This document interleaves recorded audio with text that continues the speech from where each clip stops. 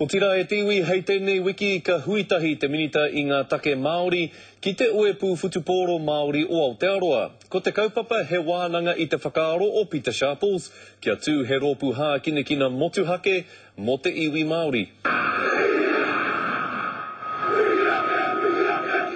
Nā te kapa futupōro Māori te wero, kei te kawe ake e te minita take Māori. Ka whakatui te tahi rōpu a motu, hei whakaruru hau.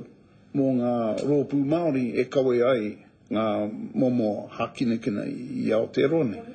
Kei te whakai tēnei hau tupua futupōro. We want to keep it going. If the union think that there's a stick in the mud for them, we'll take it over ourselves. O e tahi wā e mātaku ana ngā rōpu Māori I raro I te mana o te rōpu mo Aotearoa. Whai muri mai tēnei I ngā whakapāha I tukuna ki ngā pautākoro Māori I te rawiki e te kāwanatanga o Awherika ki te tonga, tō rātou uepu futupōro, a motu, me tō tātou uepu.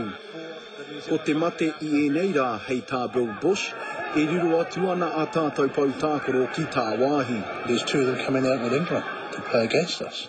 That's terrible.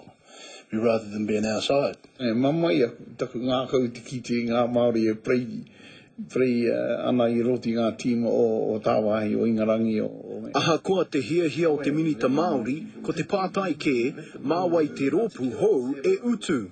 I tēnei wā e haramata kāwanatanga te utu.